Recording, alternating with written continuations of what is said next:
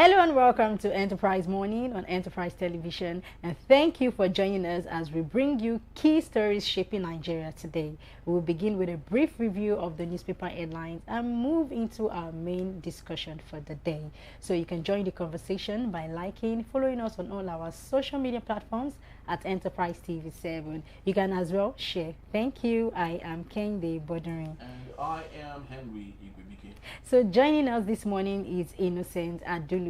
He is a journalist and a public affairs analyst, and he will be sharing expert insight on the issues we have before us. Welcome. Good morning to you, Innocent. Innocent.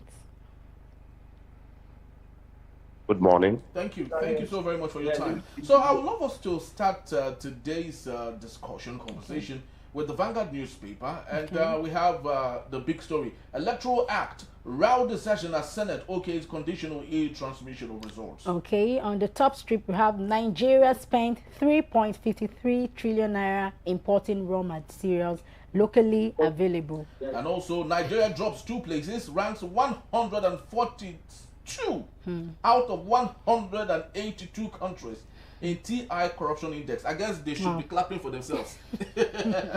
Like there are countries that exist in the world without having their names here, obviously. So why would we be happy that we just dropped 2 places? We cannot. We cannot. Right. So still on the top strip we have court bars Osun local government funds utilization pending end of trial. All right, it's becoming a very sad, sorry situation here. CDS seeks urgent police and civil defense overhaul as military wants of capacity limit because it's becoming too much for them to carry. Nigeria's burden is too much for the military, and they're asking the Nigerian police to retrofit and get themselves together to solve their own problems and leave them with their own. Yes, still there we have Rivers crisis. Wike commits to peace, launch Tinubu's intervention. All right, but let's get to our talking point. Innocent, did you see the viral video of course, it made the headline here, the picture we have here, the protests continue as a National Assembly. Did you see the viral video of Chibika Amechi bringing forth his son and saying he's a medical doctor and he's here to protest, but most importantly, he's here to treat Nigerians who get injured in the course of the protest? What's your take on this? Is it same story from our politicians and masquerading themselves? What's your take? Thank you for having me on. There are 3 levels of political culture. You have the parochial political culture, subjective political culture, and participants' political culture. The fact that Nigerians can come out to protest a policy, not fuel, as we are used to, tells much that the political culture, the consciousness among the electorate is rising. That level of dormancy that we used to have is now, we're on a rise, and this is activated by the same medium that is the topic of contention: social media, technology. And I think so far it's a no victor, no vanquished situation, because the what has been achieved now is a conditional e-transmission, because what the Senate has passed is they have not made real-time upload mandatory, Henry. Yes. And that window still leaves a loophole. If you check very well, results from INEC on the viewing portal IReV, real-time is what can deliver, to some extent, credible elections. So some of the senators who pulled that motion with the chief whip, Innocent, I think they have done some. A bit. Can you hear me? Just to interject you, because that's actually our talking point on the main conversation. So we wouldn't want to exhaust your insight on that for now, just before we get into that. But I would love you to take other matters if you may. And let's talk about Nigeria's dropping 2 places, ranked 142 amongst the countries that are very corrupt. Please, can you say that again? Yeah, so Nigeria is making big gains. We just dropped 2% or two places amongst countries that are very corrupt in the world. Well, that is a very high speed made by a snail. You know, and you know it's difficult for the snail to overtake anybody. At a time like this, moving two places is a shame, except that the political jobbers and sycophants will run to town with exaggerated propaganda. You would think we leaped 20 places instead of 2. It now tells you that the government, the elites, the political class, if you look at the budget for this year, are the consumers of the country's economy. They are those holding back the wheels of commerce and development. We would like to move, so moving to places is better than moving backward. But it is still lamentable, Harry. Very lamentable, really. So let's take a look at other stories. Okay, so let's look at Vanguard. We have on Vanguard Nigeria spent 3.53 trillion naira importing raw materials locally available. So, Mr. Innocent, what's your take on that?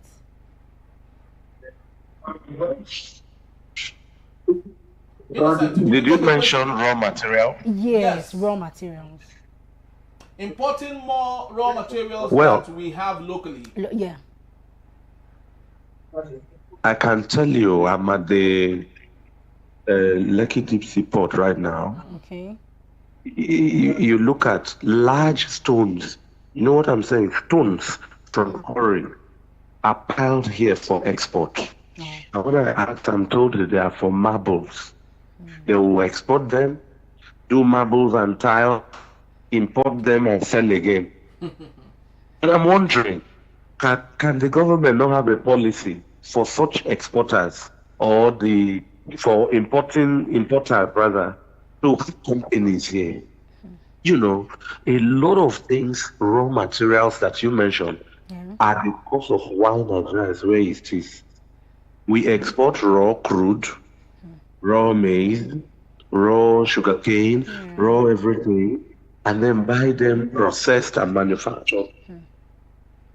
So it doesn't help. It doesn't help the country, Henry. Really, it doesn't help the country, and one would wonder why we would do that. Other countries would love to, seek policies. President Bola Tinubu was talking about the renewed hope agenda and asking the governors to ensure that the renewed hope agenda reaches the lives of Nigerians. And my big question is, why can't the renewed hope agenda be plant industries and companies here that will take good use of our raw materials? And it will even help employment. That is the renewed hope agenda Nigerians should be asking for or need, and not rhetoric of telling the governors to do that. But Innocent, I'd love you to take on that matter. President Bola Tinubu telling governors just a couple of minutes back that they should allow his renewed hope agenda to reach the lives of Nigerians. Do you see that as a rhetoric? Please say again, please. Yes. So President Bola Tinubu told governors to allow his renewed hope agenda to reach the lives of indigents in their various states. The question is, what is the renewed hope agenda exactly? Is it the rhetoric of saying it, or Nigerians living good life and a better citizenship?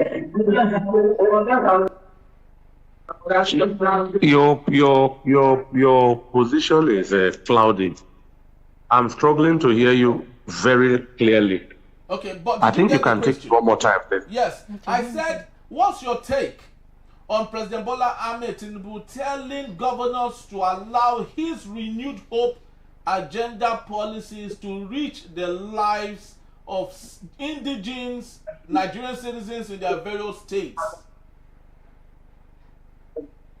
Yeah, I think it's clear now. Okay. So, this is my position on it.